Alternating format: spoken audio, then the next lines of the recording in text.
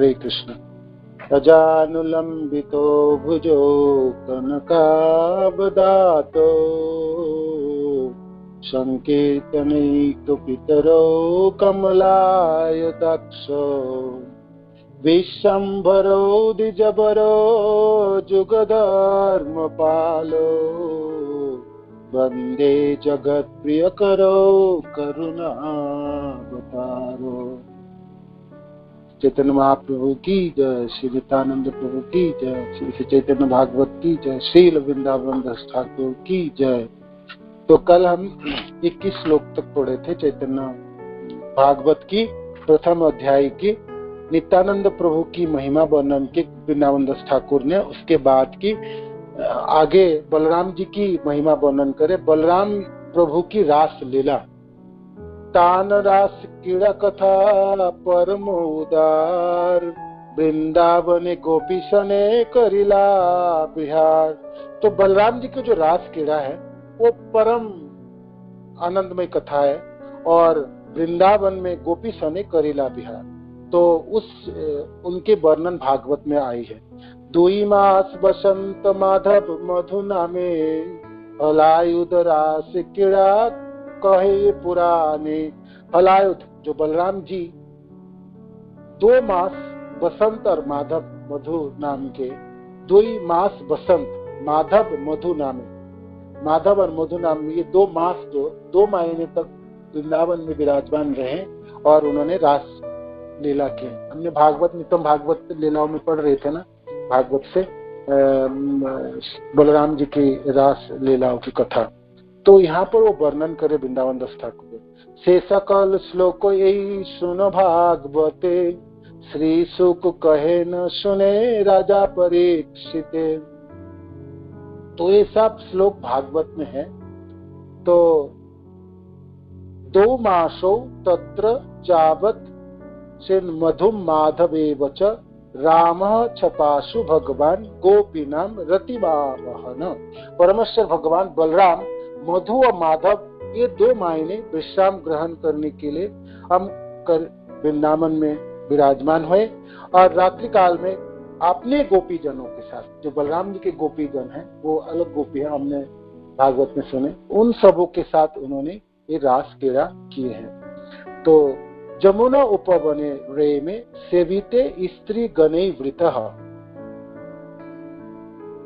जमुना नदी के किनारे और एक बागीचा में बलराम जी इस रास लीलाओं की आनंद उठाए। तो चंद्रमा की रात थी और ज्योत्सना से प्लावित था, मंद मंद वायु प्रभावित हो रही थी और फूलों की खुशबू सर्वत्र बिखरा हुआ था। तो उसी समय ये रास लीला की शुरुआत हुई।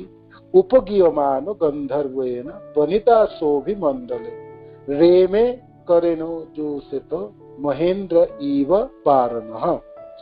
तो गंधर्व लोग, अप्सरा आदि सब जसगान वर्णन कर रहे थे बलराम जी का और श्री गोपीजनों के साथ सारे गोपियों से घिरे हुए श्री बलराम जी ये रास लीलाओं के नृत्य की उपभोग कर रहे थे। जैसे कि हस्ती जो इंद्र जो गजेंद्र है, जैसे अपने हथनियों के साथ वनों में विहार करते हैं, तो ऐसे लग रहे थे जैसे ऐरावत राज्य के ऐरावत हस्तियों अपने हस्तिनियों के साथ ये लीला कर रहे हैं। तो ये जो बलराम जी अपने गोपी जनों के साथ जो रास लीला किए। नेदुर दुंदु भयो वमनी वृषु कुसुमेर्ध गंधर्वा मुनय रामम तद वीर वीरे तदा।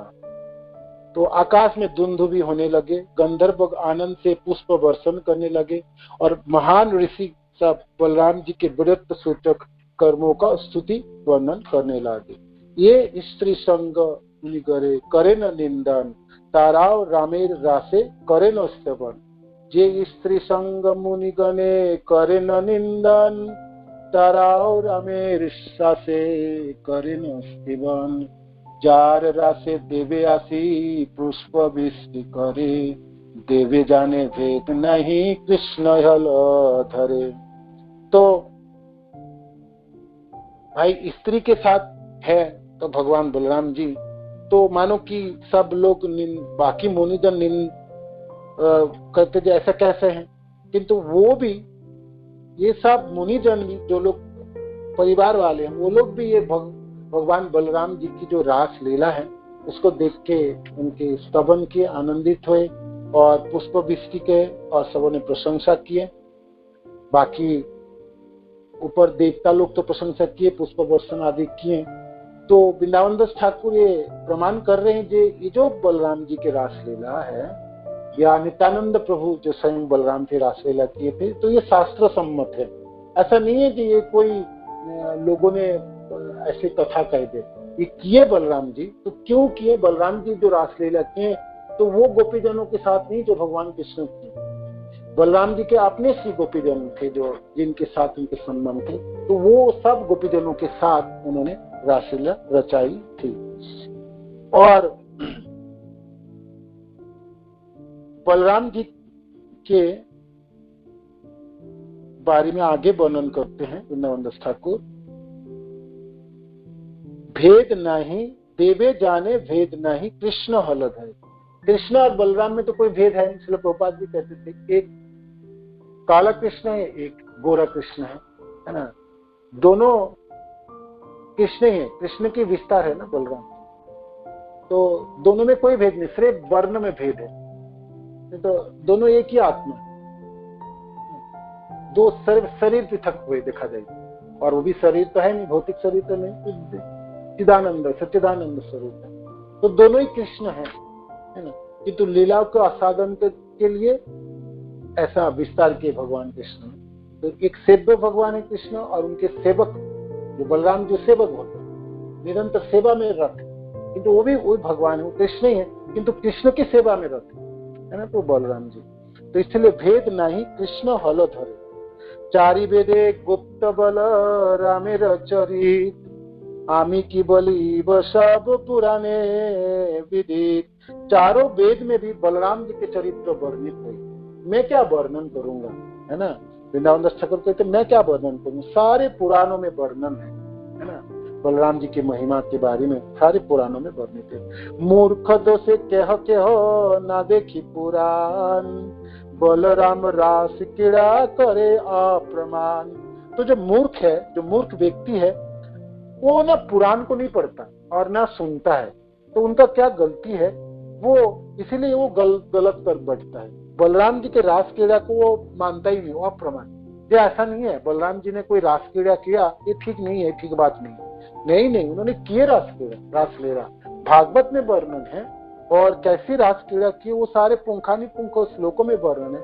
2-4 श्लोक वृंदावन दास को यहाँ आपने वर्णन भी किए। तो आगे कहते हैं जे मूर्ख व्यक्ति, जो लोग अज्ञानी व्यक्ति, वो पुराण को नहीं पढ़ते, इसलिए वो जान नहीं पाता, है ना, जान नहीं पाते। एक ठाई दुई भाई गोपिका समाज, करिले न रास क्रीड़ा वृंदावन माझे। एक ठाई दुई भाई गोपिका समाज है, करिले न रास क्रीड़ा वृंदावन। दोनों भाई ने रासलीला की। भगवान कृष्ण भी वृंदावन में रासलीला की अपने गोपीजनों के साथ, भगवान बलराम जी ने भी रासलीला की अपने गोपीजनों के साथ वृंदावन में, किंतु अलग अलग समय में किया, है ना। तो आप सब जानते हैं जब हमने बलराम जी जो द्वारका गए हैं, फिर द्वारका से वापस आके फिर रासलीला आदि किए हैं, ये सब भी वर्णन आता है ना। तो किंतु वृंदावन में किए, वृंदावन में रासलीला किए हैं। कदाचित गोविंद रामश्च अद्भुत विक्रम, बीजहु तुर्बने रात्र्याम मध्या गो ब्रज जोशिताम। किसी एक दिन अद्भुत विक्रम श्री कृष्ण श्री बलराम ब्रजनारीगण के से रात्रि काल में वनों में विहार किए हैं। उपगीय मानव ललितम स्त्री रत्नैर्बद्ध सहृदय, सलिंकृता अनुलिप्तो विरोजो सरे हैं। श्री कृष्ण श्री बलराम फूल के माला पहने, निर्मल वस्त्र पहने थे, और उनके अंग में अलंकार से आभूषित थे, चंदन द्वारा लिप्त थे, और गोपी द्वारा घिरा हुआ था। तो दोनों भी साथ में एक साथ भी रासलीला किए हैं। यहाँ पर वृंदावन दास ठाकुर भागवत के श्लोक द्वारा यहाँ पर प्रतिपन्न कर रहे हैं। तो ये सब श्लोकों में है। दोनों प्रभु चंद्र और नक्षत्र के समूहों के जैसे उदय होते हैं और उसी समय सारे फूलों की खुशबू से चारों तरफ बिखरा हुआ था, तो उसी समय इस रास लीलाओं को शुरुआत किए थे। श्री कृष्ण श्री बलराम सारे समस्त जीवों के मन तथा श्रवण के सुख को बढ़ाने वाले हैं और सुंदर से तान छेड़े उस समय नृत्य गान करने लगे हैं। बलराम तथा नित्यानंद महात्मा प्रीतिहीन व्यक्ति अवैष्णव अभक्ता, तो ये दोनों भाई ने मिलके ये रास लीला के वृंदावन में, और ये प्रामाणिक है और शास्त्र सम्मत है, पुराण सम्मत है। मूर्ख व्यक्ति इसको नहीं जान पाते, तो कुछ कुछ श्लोक को उद्धृत करके वृंदावन दास ठाकुर इसके प्रामाणिकता यहाँ पर प्रतिपन्न किए हैं। फिर आगे कहते हैं, भागवत सुनी जार राम नहीं प्रीत, विष्णु वैष्णवेर प्रथे से जन वर्जित। भागवत सुनने के बाद जिसमें राम में प्रीति नहीं होती, बलराम जी में प्रीति नहीं है, तो विष्णु वैष्णवेर पथे से जन वर्जित, वो वैष्णव नहीं बन सकता, भक्ति के रास्ते पे नहीं चल सकता, ये रास्ता उनके लिए वर्जित है, वर्जन है। भागवत जेना माने से जवन सम, तार शास्त्र आछे जन्मे जन्मे प्रभु जम। भागवत को जो नहीं मानता है, भागवत शास्त्र को जो नहीं मानता है, तो उसका जीवन तो जवन सम, वो तो म्लेच्छ की तरह उसका जीवन है। और क्या शास्त्री मिलेंगे, जन्मे जन्मे प्रभु जन्म, और उनको तो नरकगामी होनी पड़ेगी, और हर जन्म में उनके जन्म उनकी शास्त्री प्रदान करेंगे, है ना, शास्त्री भी देंगे। ये भी केह नुपुंसक बेसे नाचे, बोले बलराम रास कौन शास्त्र आछे। कोई कोई नपुंसक है और कोई कोई मूर्ख है, निपात धूर्त है, तो वो कहते हैं बलराम जी ने रास किया, ये कौन सा शास्त्र में है बताओ भाई। कौन पापी शास्त्र देखी लेह नहीं माने, एक अर्थ अन्न अर्थ करिया बखाने। किसी किसी को शास्त्र भी बता दो और शास्त्रों की श्लोक भी पढ़ा दो, तो तभी भी नहीं मानते, है ना। वो कहते नहीं ये शास्त्र तो ठीक नहीं, वो शास्त्र तो ठीक नहीं। वो किसी भी वजह से कोई भी व्याख्या दो, कोई भी प्रमाण दो, मानना नहीं चाहते, है ना। तो चैतन्य चंद्रेर प्रिय विग्रह बलाई, तान स्थाने अपराधे मरे सर्व ठाई। देखो भाई, चैतन्य महाप्रभु के प्रिय हैं, आपने से भी ज्यादा प्रेम तो अपने बलराम से करते हैं, है ना। गौरांग महाप्रभु आपने से ज्यादा नित्यानंद प्रभु को प्रेम करते हैं, और आपने शरीर अपने विग्रह जैसा ही समझते हैं, एक ही मानते हैं। तो कोई व्यक्ति बलराम की निंदा करे या नित्यानंद की निंदा कर दे, तो उसका कहाँ जगह होगी, कोई भी जगह नहीं है उसका, कहीं उसको कोई नहीं बचा सकता, उसके अपराध उसकी अपराध से उसको कोई नहीं त्राण करा सकता। इसीलिए आप बलराम तथा नित्यानंद प्रभु को खोट मत देखिएगा और इनकी आप आलोचना मत कीजिएगा, ये बलराम जी ने ऐसा किया या नित्यानंद प्रभु ने ऐसे कर दिए। नित्यानंद प्रभु के भी ऐसे ही जीवन है ना। अवधूत बने, फिर सन्यासी अवधूत सन्यासी के ऊपर है, और बाद में गृहस्थ है, और गृहस्थ में उनकी दोनों से शादी की है ना, जानवा माता और वसुधा, है ना। सूर्य दास सार्केल के दोनों पुत्री थी ये, है ना। तो देखने तो एक को गए थे, किंतु दोनों की वो विवाह भी बहुत सुंदर कथा है, कभी और करेंगे, है ना। तो नित्यानंद प्रभु की गृहस्थ जीवन भी अद्भुत है। बाहर से देखने के लगेगा, आपको लगता है जैसे ये तो बहुत रचा पचा एकदम फंसा हुआ व्यक्ति है ना। तो भाई ये कैसे और कैसे सेवक भगवान है, कैसे प्रचार करेंगे। इसलिए नित्यानंद प्रभु को या बलराम जी के लीलाओं को आप बहुत अच्छी तरह से नहीं समझे, और गुरु परंपराओं में आचार्यों के माध्यम से नहीं समझा जाए, शास्त्र सम्मत नहीं समझा जाए, तो धोखा खा जाएंगे। वैष्णव भी धोखा खा जाता है, भक्त जनों की तो बात क्या है। तो बहुत धीरज के साथ इसको पढ़नी है, श्रवण करनी है, और शास्त्र सम्मित पढ़ाई करनी है। तो वृंदावन दास ठाकुर कहते हैं, भूल करके भी नित्यानंद प्रभु तथा बलराम की आलोचना ना करो, और नहीं समझ पाए तो अपने गुरुदेव से वरिष्ठ जनों से पूछो और पूछ के अपनी शंका को निरसन करो, नहीं तो आपने ऐसे अपराध में फंसोगे, जन्म जन्म में आपकी जमपुरी के प्राप्ति हो जाएगी। ठीक है ना, तो आपको सावधान होनी पड़ेंगे। मूर्ति भेदे आपने है न प्रभु दास, से सब लक्षण अवतारे ही प्रकाश। दोनों ही कृष्ण है, मूर्ति की भेद है। मैंने अपने को विस्तार किया तो एक शरीर से दूसरे शरीर उत्पन्न किया, तो प्रभु जब विस्तार किए और दूसरे प्रभु हैं, दोनों ही प्रभु हैं, दोनों ही महाप्रभु हैं, किंतु दूसरे जो ये बलराम जी है ना, वो अपने को दास समझते और दासत्व भाव रखते हैं, जे मैं अपने कृष्ण की सेवक हूँ, है ना, कृष्ण की सेवा हूँ। तो हर बार जब भगवान कृष्ण आए, प्रकट हुए, तो कृष्ण के छोटे भाई बने या बड़े भाई बने, तो हर बार भगवान कृष्ण की सेवा ही करें, और सेवा भाव की प्राधान्य है। तो इसीलिए तो वृंदावन दास ठाकुर कहते हैं, मूर्ति भेदे आपने है न प्रभु दास, से सब लक्षण अवतारे प्रकाश। ये सब लक्षण पता चलती है। क्या क्या लक्षण है? सखा भाई बेजन शयन आवाहन, गृह छत्र वस्त्र जत भूषण आसन। कबू तो सखा बनते हैं, सखा बने ना, गोप सखा के रूप में वृंदावन के गोचारण के लीलाओं में बलराम जी, कृष्ण, सुदामा, श्रीराम, मधुमंगल, स्तोक कृष्ण, सब खेलने कूदने में, है ना, सब भगवान की गोप सखा, और गोप सखाओं की टोली में बलराम जी भी है, तो भगवान के सखा के रूप में है ना, बलराम जी भगवान कृष्ण के सखा के रूप में खेलने कूदने में है, सख्य भाव में, है ना। और फिर भाई तो है ही, रोहिणी माता के पुत्र है, एक ही पिता के पुत्र है होने के नाते भाई है, दोनों भगवान कृष्ण है। वसुदेव जी के दो पुत्र है ना, दोनों पुत्र है ना। तो बलराम जी तो देवकी माता की भी पुत्र है और रोहिणी माता की भी पुत्र है, दोनों के गर्भ में रहे, तो आप जानते हैं, तो भाई है ना। और फिर वेजन, छत्र बनते हैं, भगवान को धूप से बचाना, बारिश से कृष्ण को, तो खुद छत्र बने बलराम जी। और शयन, जहां पर सोएंगे भगवान कृष्ण, वो जो बेड है, उसकी सैया है, वो कौन बनेंगे? भगवान कृष्ण के सब कुछ दिव्य है ना, कृष्ण के नाम, कृष्ण लीला, कृष्ण धाम, और कृष्ण के जो भी चीज है सब कुछ दिव्य होती है। भौतिक संसार के तो भी चीज है, भगवान जो तिलक भी है वो भी दिव्य है ना।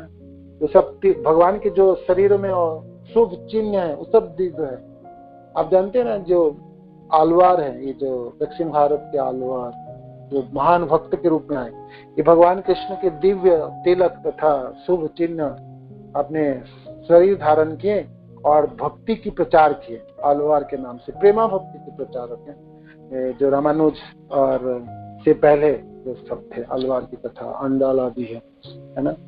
तो ये जो बलराम जी हैं, ये सज्जा भी बनते हैं, और फिर ताकिया भी बनते हैं, और गृह, घर जहां भगवान रहेंगे कृष्ण तथा गौरहरि, तो घर की जो फर्श होंगे, ईंटें होंगी, उसके ऊपर जो रूफ छात होगी, वो सब खुद बलराम जी खुद अपने को विस्तार करके बने। गृह, छत्र, वस्त्र, पोशाक, जतो भूषण, जो भी भगवान अलंकार धारण करेंगे, बाजूबंद, है ना, और क्या क्या, कानों में कुंडल, मोर मुकुट में उसमें भी, गले में रत्नहार की माला, और भगवान में नाकों में ना वो है, जैसे नाक में इसको क्या कहते हैं, नाथनी। यशोदा मैया ने भगवान कृष्ण के नाक फोड़ा है, तो छोटी सी छेद थी, तो उसमें नाथनी पहनते थे। जब भगवान छोटे थे तो पहनते थे, जब बड़े हो गए तो भाई नहीं पहने, तो बंद हो गया था। तो साक्षी गोपाल जी है ना, जो सुंदर से कहते हैं, साक्षी गोपाल जी जानते हैं ना, जगन्नाथपुरी के पास है साक्षी गोपाल। तो साक्षी गोपाल जब उस समय कटक में था विराजमान, तो कटक के जो राजा थे, वो राजा राजा के अधीन हुआ करता था ना ये मंदिर, मेन जो पुरोहित राजा, तो राजा की पत्नी साक्षी गोपाल जी के दर्शन करने आए। तो जब दर्शन करने आए तो भगवान को देख के बहुत बहुत अच्छा लगा, दर्शन से बहुत। और फिर भगवान के श्रीमुख दर्शन करने लगे तो उन्होंने मन मन में कहने लगे, भगवान के नाक में वो छेद होते तो मैं भगवान को नाथनी पहना, उसमें अलंकार पहना, है ना।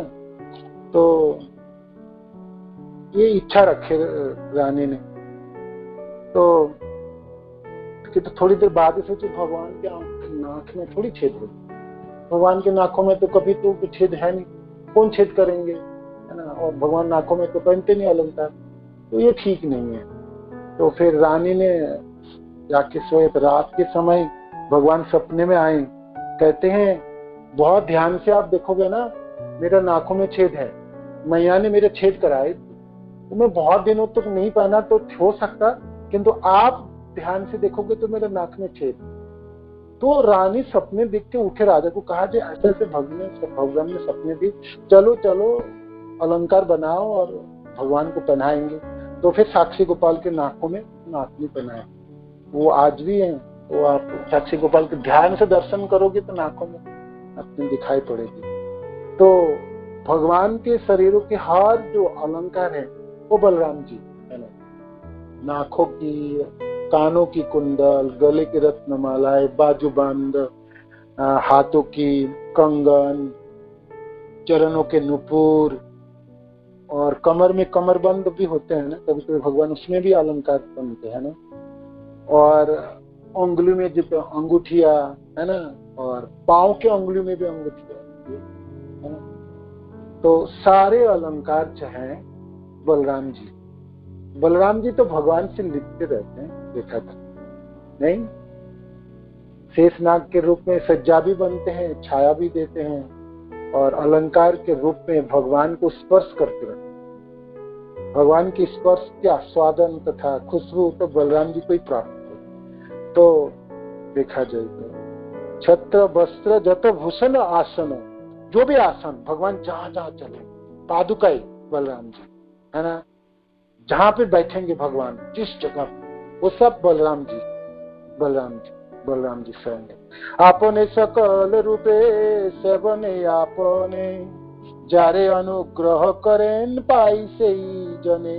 आपने सकल रूपे सेवनो आपने, तरह तरह के रूप में किसकी सेवा करते, खुद आपकी कोई सेवा करते। भगवान कृष्ण के विषय विस्तार है ना बलराम जी, किंतु बलराम जी भी अपने को विस्तार करके भगवान की सेवा करते है ना। इसलिए वृंदावन दास ठाकुर कहते हैं खुद अपने को विस्तार करके खुद अपने को ही सेवा कर रहे हैं। जारे अनुग्रह करें पाई से ही जने, जिसको अनुग्रह करते हैं, जिसको कृपा करते हैं, वो ही समझ पाते हैं इस चीजों को, है ना, वही समझ पाते हैं। श्री अनंत संगीता और श्री जमुनाचार्य की तो स्त्रोत रत्न की 40 नंबर श्लोक है। इसमें ये श्लोक वृंदावन दास ठाकुर पेश करते हैं प्रमाण के रूप में, आचार्य जनों के श्लोक को यहाँ पर वर्णन कर रहे हैं। निवास सज्जासन पादुकांशुको पाधानुवर्यात्प वारणादिभि, शरीर भेदस्तव शेषास्तांगते जथोचितः शेष इति रीते जने। भगवान अपने श्री कृष्ण को सेवा उपकरण के रूप में कोई भेद नहीं होते। उनमें निवास सज्जा आसन पादुका वस्त्र उपादान छत्र इत्यादि बहुत सारे मूर्ति धारण करके शेष नाम में स्थित है। ये बलराम जी जो शेष नाम में विख्यात हैं, तो क्या क्या रूप धारण करते जो ऊपर वर्णन। और फिर अनंतरयंस श्री गरुड़ महाबली, लीलाय बहे कृष्णे हैया कतुहली। और भगवान अनंत की अंश है गरुड़ जी, इतना शक्तिशाली गरुड़ जो भगवान को ढोते हैं, है ना, पीठ पे चढ़ा के ले जाते हैं। गरुड़ जी से बहुत प्यार है भगवान कृष्ण के, नहीं। जिसे कोई भी मंदिर में पहले तो गरुड़ जी हाथ जोड़ के खड़े हैं, गरुड़ जी को दर्शन कर, आप पहले गरुड़ जी के पास से गुजरते हैं, देखा जाए है ना, भक्त हैं गरुड़ जी। तो ये गरुड़ जी है कौन, तो वृंदावन दास ठाकुर इसमें कहते हैं अनंत तेरे अंश श्री गरुड़ महाबली। ये अनंत भगवान बलराम जी के अंश है गरुड़ जी। लीलारो बहे लीलाई बहे कृष्ण होइया कुतूहली, और भगवान को ढोते हैं और आनंद के साथ भगवान की सेवा करते हैं गरुड़ जी। की ब्रह्मा की शिव की सनक आदि कुमार, वैसो सुख नारद आदि भक्त नाम जा।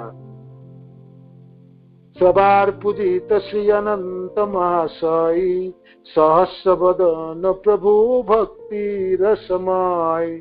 क्या ब्रह्मा है, क्या शिव है, क्या सनक आदि कुमार, व्यास देव सुख देव महाराज, या नारद आदि सब भक्त जिनके नाम को पुकारते, गुणगान करते, प्रार्थना करते हैं। सवार पूजित श्री अनंत महाशय, ये जो अनंत देव है बलराम जी, ये जो महाशय हैं, सब भक्त इनको पूजा करते हैं, सब इनको पुकारते हैं, सब प्रार्थनाएं करते हैं। उनमें से क्या क्या नाम है, ब्रह्मा जी स्वयं करते हैं, भगवान शिव पार्वती के साथ, और पार्वती जी 9 करोड़ों अपने गणों के साथ वो ये संकर्षण भगवान की उपासना करते हैं। और फिर सनातन सनंद सनत कुमार, 4 कुमार, व्यासदेव जी, श्रील कृष्ण द्वैपायन व्यास, सुखदेव महाराज, नारद आदि सारे भक्त इस अनंत महाशय तथा अनंत देव की पूजा करते हैं।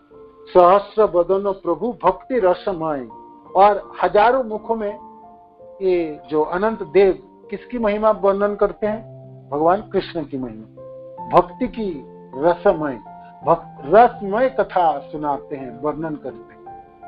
तो मानो कि आपकी भाग्य बहुत अच्छा है और आप कथा सुनने अनंत देव के पास पहुंचे। भाई कथा सुनने कौन जाते हैं, स्वयं कौन जाते हैं, पार्वती माता के साथ स्वयं भगवान शिव जाते हैं अनंत भगवान से कथा सुनने के लिए, भगवान की कथा सुनने, है ना। श्रोता तो भगवान शिव और पार्वती माता, और पार्वती माता के साथ उनके कितने जनों गण है, भगवान शिव के गण, और कथाकार है अनंत देव। और क्या भक्तिमय कथा सुना, रसमयी कथा, है ना, भगवान कृष्ण की रसमयी लीलाओं पर। आदिदेव महाजगी ईश्वर वैष्णव, महिमारयंत इहा न जानये सब। सेवन सुनील ये सुनो ठाकुराल, आत्मतंत्र जनमते वैष्णव पाताल। तो ये तो क्या क्या वर्णन करूं, वृंदावन दास ठाकुर अपने गुरुदेव की वर्णन कर, है ना। वर्णन करते समय क्यों छोड़े भाई, ये नित्यानंद प्रभु की वर्णन है, महिमा की वर्णन है। तो नित्यानंद प्रभु ही बलराम जी हैं, तो ये बलराम जी अनंत देव है ना, अनंत है ना, तो उनकी वर्णन कर रहे। तो कहते हैं आदिदेव महाजोगी ईश्वर वैष्णव, महिमा और अंत यह ना जानो ये सब। तो बड़े बड़े देवता वैष्णव सब नहीं समझ पाते अनंत देव की, बलराम जी की महिमा को नहीं समझ पाते, है ना। वर्णन ठीक से किया जाए तब ना समझ पाएंगे। नहीं तो लोग कह देते हैं नित्यानंद प्रभु को देखो क्या चरित्र है, या बलराम जी के कैसे देखो, कभी किसी को मार देते हैं, कभी गुस्सा हो जाते हैं, कभी कुछ करते हैं। तो ये मूर्ख और व्यक्ति वो जानते नहीं है ये क्या महिमा इनकी, क्या अपार महिमा है। तो ये सब तो थोड़ा बहुत मैंने वर्णन कर दिया।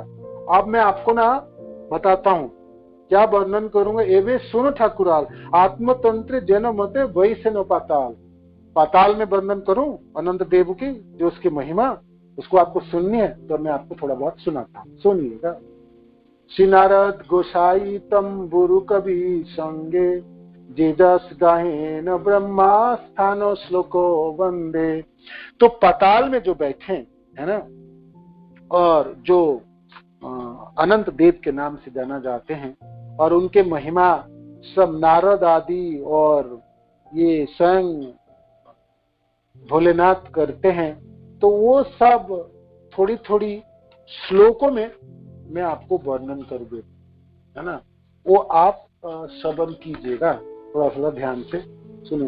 तो ये सब श्लोक को हम, ये सब संस्कृत श्लोक हैं, इसका अर्थ पढ़ते हैं, संस्कृत श्लोक एक बार पढ़ लेते हैं। तो भाई वृंदावन दास ठाकुर अपने गुरुदेव, अपने आराध्य देव नित्यानंद प्रभु की महिमा वर्णन कर रहे हैं। तो करते करते नित्यानंद प्रभु ही बलराम जी हैं, और बलराम जी की एक रूप है अनंत देव। तो अनंत देव पाताल में तथा रहते हैं ना, जो अनंत देवी तो है जो इस पूरे ब्रह्मांड को अपने सिर पे धारण करके रखते। सिर्फ एक ब्रह्मांड है, अनंत करोड़ ब्रह्मांडों के सिर में धारण करते समय कैसे लगते हैं, चैतन्य चरितामृत में वर्णन है ना, ये मानो कि इतने बड़े सिर हैं, उसमें जैसे सरसों के दाना को धारण करके रखा है। एक पूरे ब्रह्मांड सरसों के एक दाने नहीं होते, छोटी सी दानी, ऐसा जैसे लगता है। तो हजारों फनों की सिरों पे धारण करने, अनगिनत ब्रह्मांडों को धारण करके रखते हैं ये अनंत देव।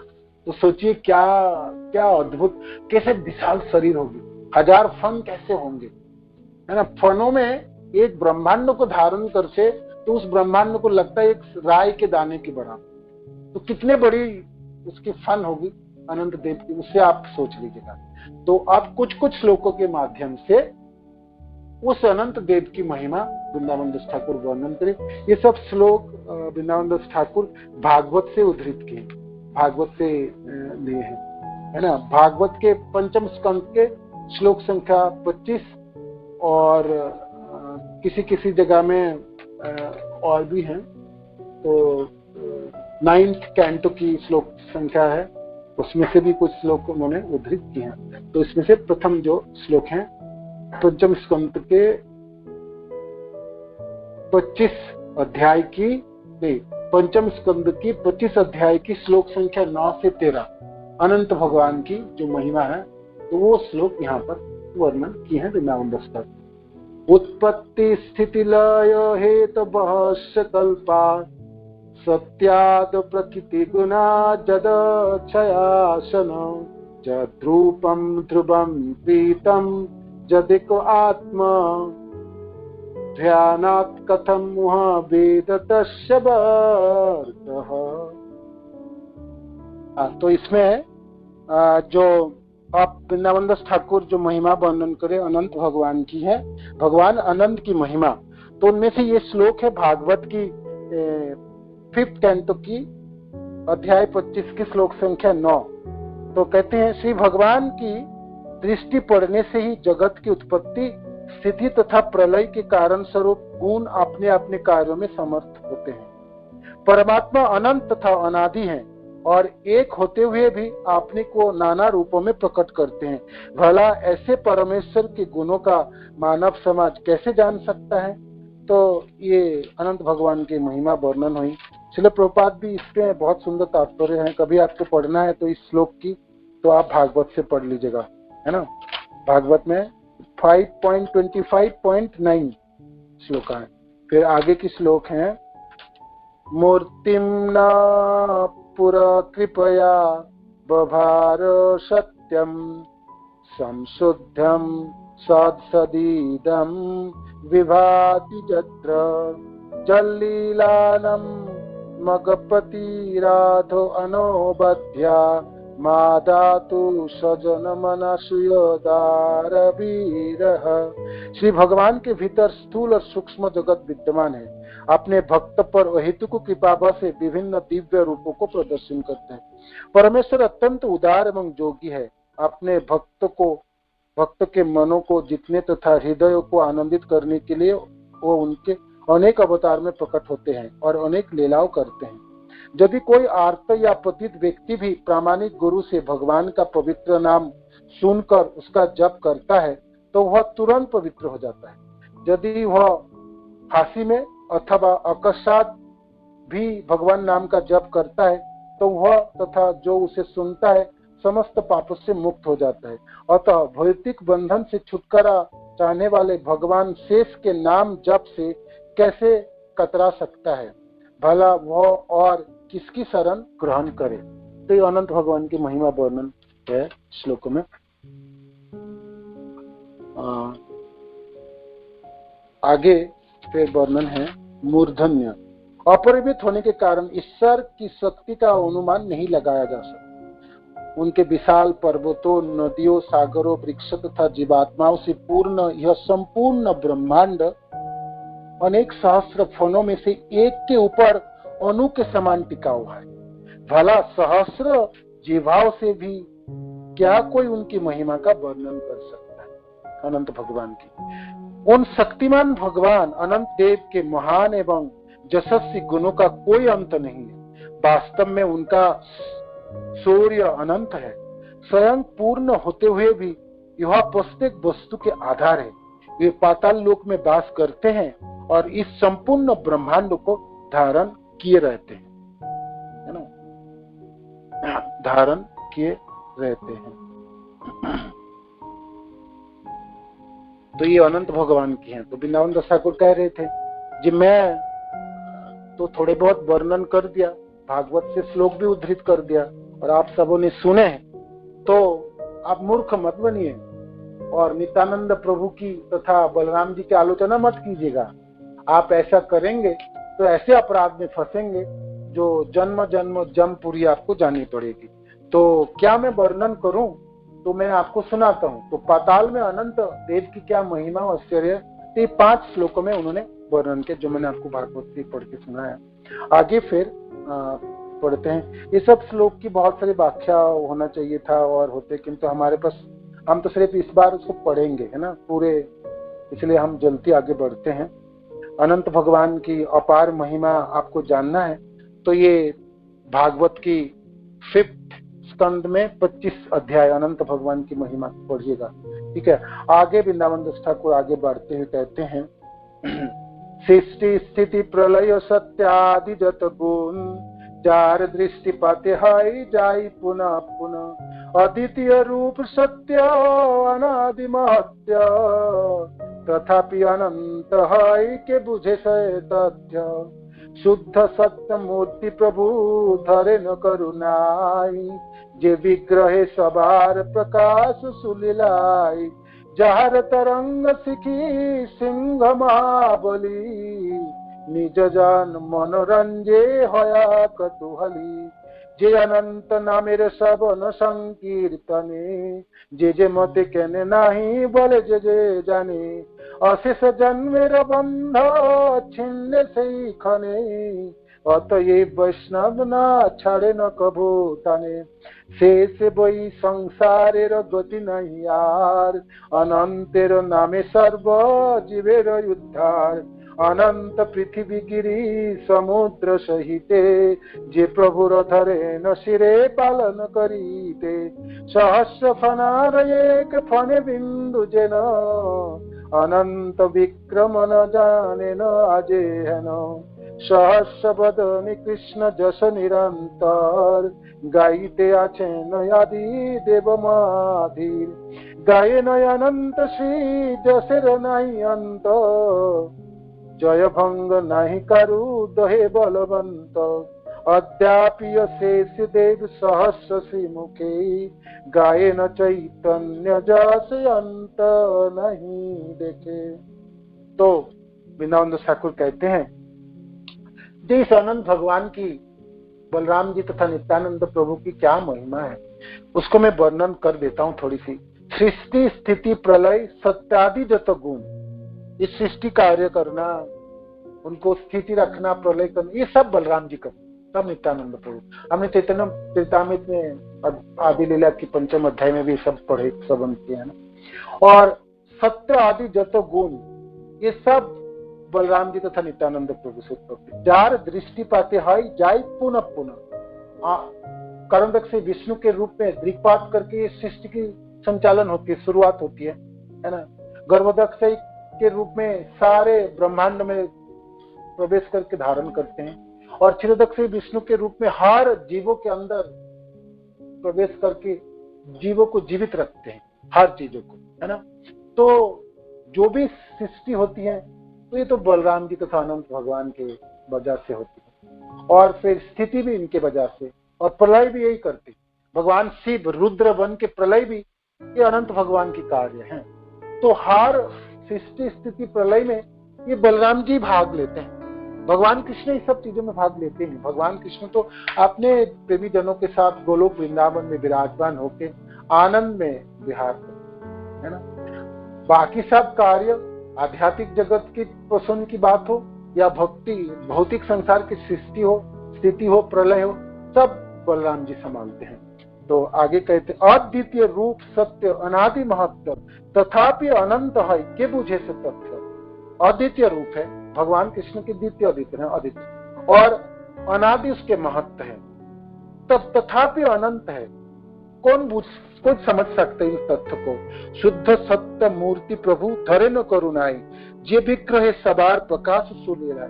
तो ये बलराम जी से सारे अवतार प्रकटित होती है ना।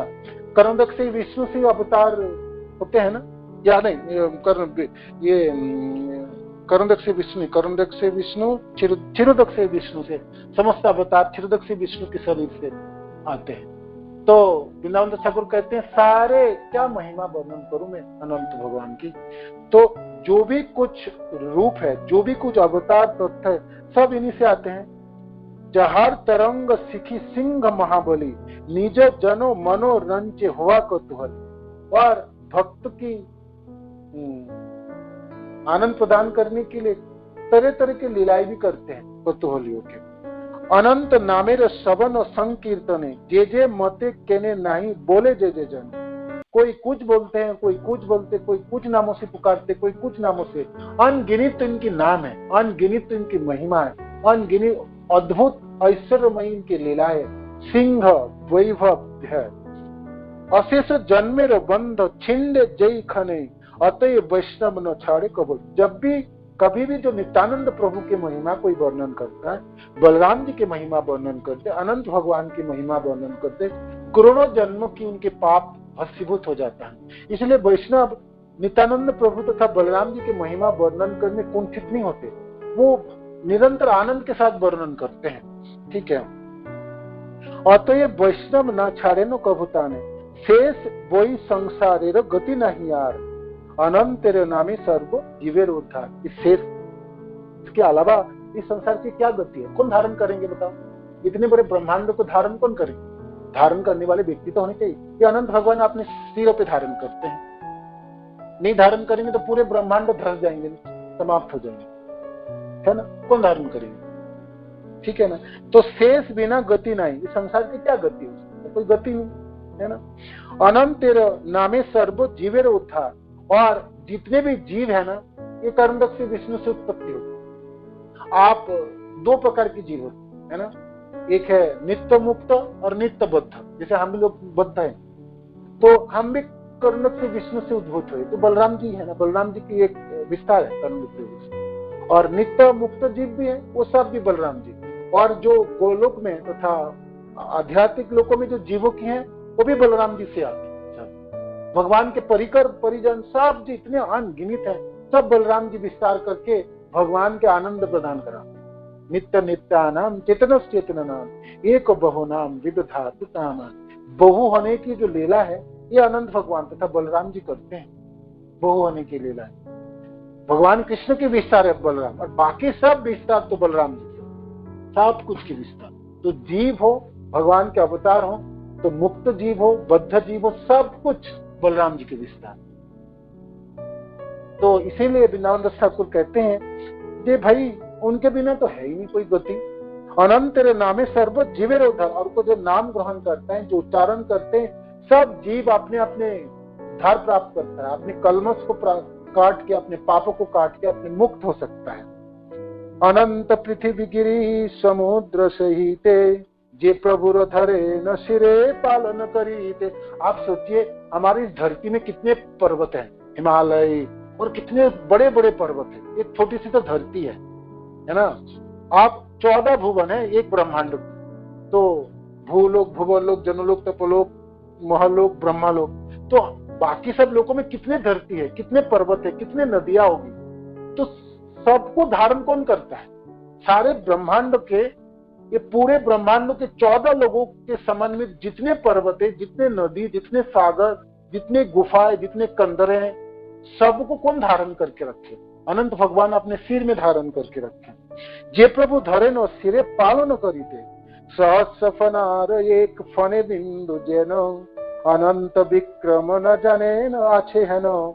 तो 1000 फन है अनंत भगवान की, तो एक फनों के ऊपर ये पूरे ब्रह्मांड एक बिंदु के जैसा लगता है।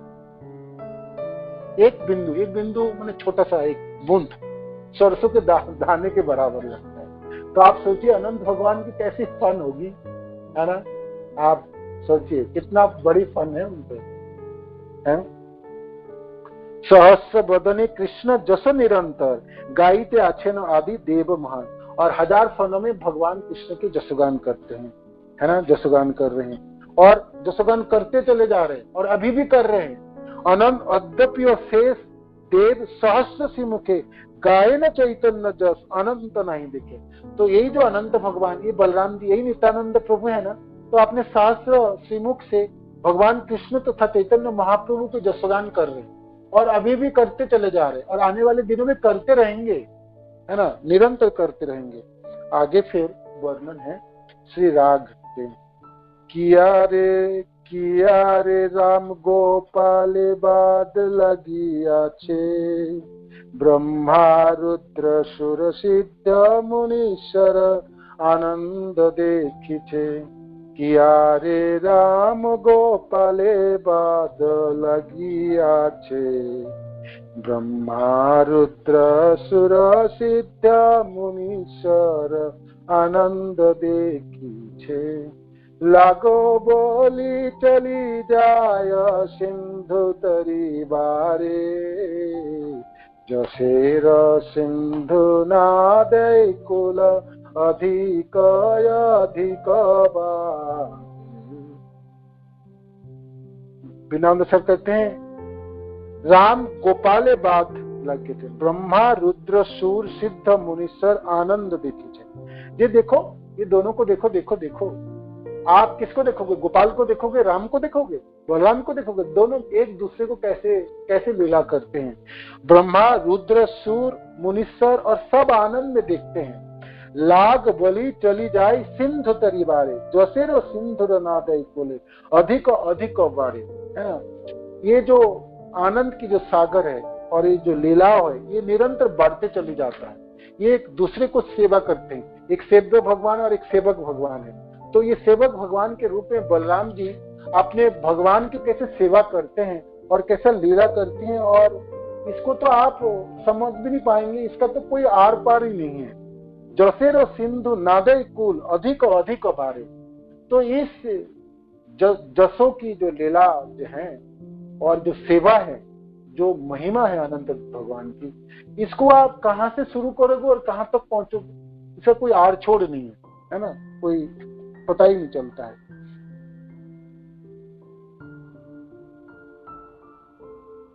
यहाँ तक समाप्त करते, समय हो गया ना, 71 तक पढ़े थे। वृंदावन दास ठाकुर आप नित्यानंद प्रभु की महिमा वर्णन करने लगेंगे नहीं, छोड़ेंगे नहीं। आप तो देखा ना कहाँ से शुरू किए थे और कहाँ जाके पहुंचाएंगे आपको। अपने आराध्य देव है, गुरुदेव है ना। तो कम से कम 20-30 और श्लोक हैं जिसमें महिमा वर्णन होगा और फिर बाद में लीला सूत्र वर्णन करेंगे, कल पढ़ेंगे इसके बाद, ठीक है ना। ये भागवत के श्लोक की अच्छे से पढ़ाई और वर्णन होने की व्याख्या कभी भी ना भी हो तो आप भागवत से पढ़ लीजिएगा अनंत भगवान की व्याख्या, और नित्यानंद प्रभु की बारे में और बलराम जी के, है ना। तो एक एक शास्त्र से कोट करके उद्धृत करेंगे। वृंदावन दास ठाकुर दिखाने की प्रयास करेंगे कि आप सहज ना लो, नित्यानंद प्रभु को समझने के प्रयत्न करो, है ना, और उनकी आलोचना ना करो।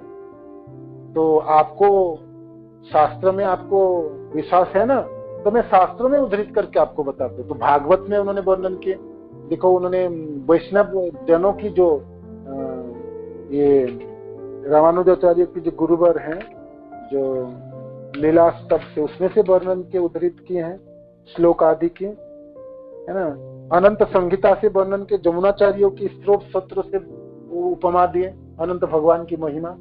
तो वृंदावन दास ठाकुर आपको नित्यानंद प्रभु की महिमा वर्णन सिर्फ ऐसा नहीं जब मैं उनके शिष्य हूं तो अपने गुरु की मैं अपने महिमा वर्णन करूं, ये दिखाएंगे जो ये जो अनंत भगवान बलराम जी नित्यानंद प्रभु, ये सबों चीजों की सार है, सबों के आधार है। और भगवान कृष्ण की विस्तार है, स्वयं कृष्ण ही है। ये तो सेवक भगवान के रूप में आपने कैसे अनंत महिमा है, तो वो चीजों को समझने के आप सब लोगों ने प्रयास की। तो 71 श्लोक 71 तक हमने इसको पढ़े। कल हमने ये पूरे अध्याय समाप्त हो जाएंगे। और फिर आगे हम तेजी से बढ़ पाएंगे। लेकिन जहां ही नित्यानंद प्रभु की बारी आएंगे ना बोलने की, वहीं पर वृंदावन दास ठाकुर बड़े बड़े शास्त्रों की कोट करेंगे और सारे संस्कृत श्लोक उन्होंने उद्धृत करेंगे। उस समय बांग्ला शब्द व्यवहार भी करेंगे तो उसमें आपको रोकने पड़ेंगे, मेरे को भी रोकना पड़ता है, कहना कोई कोई चीज मेरे को सचमुच समझ में भारी पड़ता है, तो वो पढ़ के रखेंगे तो हो सकता है। बाकी जो श्लोक है बंगाली में है वो मेरे लिए बहुत आसान होता है और मैं आपको उसका अर्थ भी बता के निकल जाऊंगा, क्योंकि जहां तक संस्कृत श्लोक होगी और नित्यानंद प्रभु की महिमा होगी वहां पर हमको थोड़ी सी रुकनी पड़ेगी, कहना ना उस महिमा वर्णन करते समय शास्त्र की उद्धृत है ना, उदाहरण है। तो ये इसीलिए आज की जो कथा है हो सकता है आपको थोड़ा भारी लगेगा, किंतु भाई इसको सहन करनी पड़ेंगे। वृंदावन दास ठाकुर अपने आराध्य देव की महिमा वर्णन की है और शास्त्र सम्मत वर्णन, बात भी सही है। जो भी कुछ है इस संसार में, जहां भौतिक संसार कहो या आध्यात्मिक जगत की कहो, सब कुछ की जो वैचित्र विलास और वैभव है वो नित्यानंद प्रभु तथा बलराम जी संभालते हैं, है ना। स्वयं कृष्ण ये दूसरे विस्तार में बाकी सारे सृष्टि स्थिति प्रलय की संचालन करते हैं, है ना। दिव्य जगत की तो सृष्टि और प्रलय होती नहीं, भौतिक जगत की सृष्टि और प्रलय होती, स्थिति तो रहती है दिव्य जगत की। तो सृष्टि स्थिति प्रलय के भी पीछे बलराम जी तथा नित्यानंद प्रभु तथा अनंत भगवान है, ठीक है ना। ये रुद्र आदि की भगवान शिव की जो प्रलय कराते हैं वो जितने भी रुद्र 11 रुद्र ये अनंत देव की विस्तार है। गरुड़ जी भी आप देखें ना, गरुड़ जी भी उनके विस्तार है, अनंत देव भगवान गरुड़ जो भगवान को ढोके, भगवान गरुड़ जो उनके सेवक हैं जो भगवान को धोके ले जाते हैं, ये गरुड़ जी भी अनंत भगवान के विस्तार है, माने बलराम जी तथा अनंत देव की विस्तार हुई। तो भगवान कृष्ण के जो भी सेवक हैं, जैसे गुरु परंपरा में आज जितने आचार्य हैं वो भी नित्यानंद प्रभु की सप्तनिधियां हैं। तो आदि गुरु है नित्यानंद प्रभु तथा बलराम। तो भक्ति के जो पोषण कराते हैं, ये पोषण तत्व है ये क्या, ठीक है ना। तो ये आपको वर्णन किया, आपकी जो प्रश्न है नित्यानंद प्रभु की वो तो आपको आप सुनने के लिए मिलेंगे, हर अध्याय में मिलेंगे 2-4 श्लोक से नित्यानंद प्रभु की महिमा। तो चैतन्य भागवत में जब आप समाप्त करेंगे तो नित्यानंद प्रभु के बारे में आपको पूरी पता चल जाएगी, आपको कोई प्रश्न ही नहीं रहेंगे, ऐसा कोई आपको मन में कोई शंका रह ही नहीं सकती। वृंदावन दास ठाकुर सारे वर्णन करते हैं, ठीक है। हरे कृष्ण। श्रील प्रभुपाद की जय, गुरु महाराज की जय, निताय गौर प्रेमानंदी। हरे कृष्ण।